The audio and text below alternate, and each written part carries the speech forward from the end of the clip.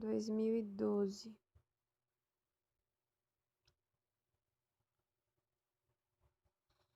Vai fazer outro download. Pronto, tá aqui o de 2012. Eu não sei ainda direito qual a diferença mesmo do de 2010 para esse. Se alguém souber o que foi mudado, deixa aí nos comentários, tá? E aí vamos ver aqui.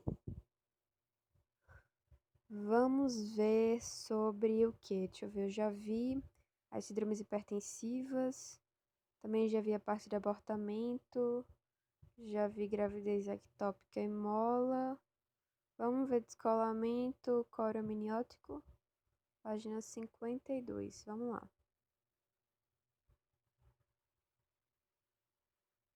Descolamento coroamniótico caracteriza-se por sangramento genital de pequena intensidade e é diagnosticado por exame ecográfico. A evolução é boa, não representando quadro grave de risco materno e ovular.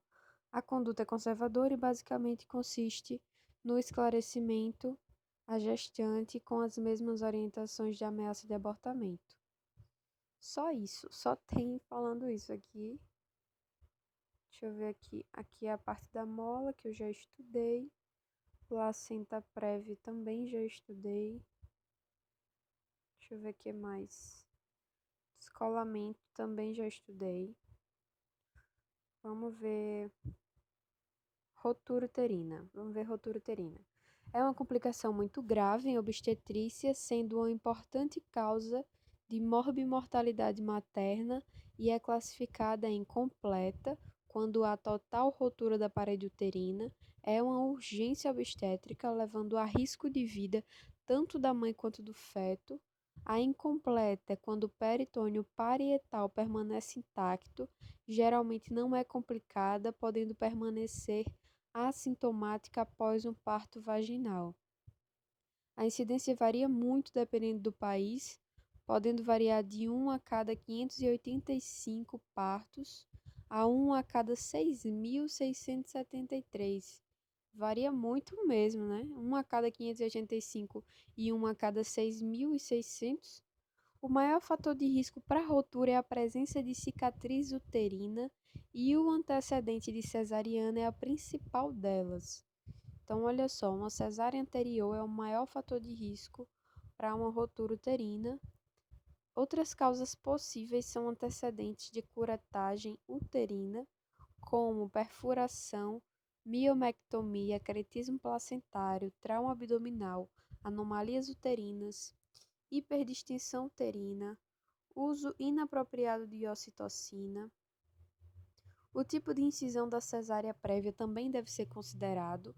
A incisão corporal apresenta um risco maior de rotura em comparação com a segmentar transversa. A corporal é aquela que é na vertical, certo? Que era feita antigamente. E essa segmentar transversa é aquela que vai de um lado a outro da barriga, certo? Que aqui é feita hoje em dia.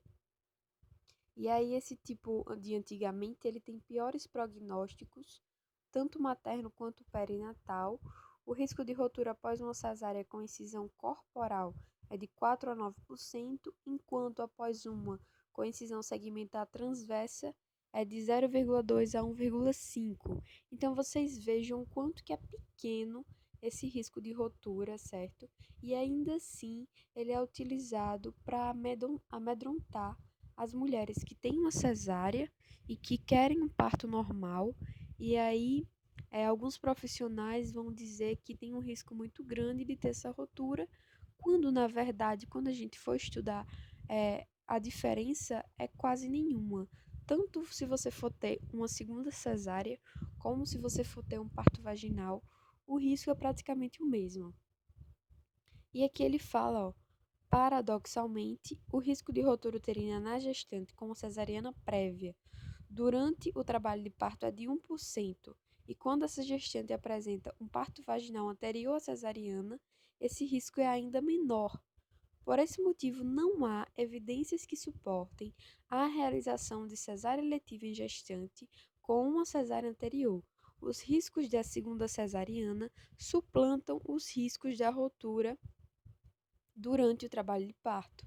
As gestantes que possuem duas ou mais cesáreas prévias têm um risco de ruptura uterina que, em alguns estudos, foi semelhante e, em outros, foi 2 vezes maior quando comparada às mulheres com uma cesariana prévia.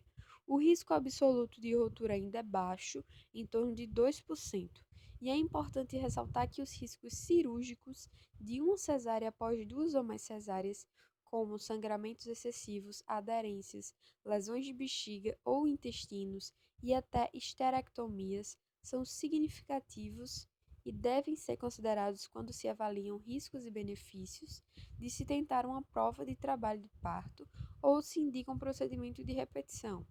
As chances de sucesso de se conseguir um parto normal são semelhantes após uma ou mais cesáreas. O uso de ocitocina para a condução do trabalho de parto não aumenta o risco de ruptura quando comparado ao trabalho de parto espontâneo. É outra coisa que os profissionais teimam. Às vezes eles não querem induzir um parto normal numa mulher com cesariana prévia porque alegam esse risco maior. E aqui no manual do Ministério da Saúde está informando que não tem esse risco maior, certo? Que não aumenta o risco. Mas aí ele fala, porém, vale ressaltar que esse uso deve ser criterioso e monitorado, como em todo o trabalho de parto conduzido com ocitócitos. Já o uso de prostaglandinas para amadurecimento cervical não é recomendado em presença de cesárea anterior devido ao aumento do risco de ruptura uterina. Então, a prostaglandina, sim, pode levar a esse aumento de risco, mas ela só é necessária se ou precisar desse amadurecimento cervical, que é o amadurecimento do colo uterino. Então, ele completa que a ruptura uterina pode cursar também com lesão vesical, o que ocorre em 0,1% dos casos. E o quadro clínico, a ruptura uterina pode ocorrer no pré-parto, intraparto e também no pós-parto. Às vezes é muito negligenciado. Depois que o bebê nasceu, pronto, tá tudo ok, vamos deixar essa mulher para lá. E não é assim que funciona. Tem que ter uma atenção muito redobrada essa mulher também no pós-parto. O trauma abdominal é uma importante causa de ruptura uterina pré-parto, podendo ser um achado intraoperatório de uma cesárea eletiva. No intraparto, quando a ruptura é mais frequente, o achado mais característico é a perda súbita dos batimentos cardíacos fetais. A gestante pode ou não apresentar sangramento vaginal, sinais e sintomas de choque hipovolêmico, com taquicardia importante e hipotensão, e parada das contrações após dor forte. Na palpação abdominal, as partes fetais são facilmente palpadas no abdômen materno e ao toque vaginal há a subida da apresentação. A ruptura uterina é causa de hemorragia pós-parto e deve ser prontamente identificada e tratada cirurgicamente.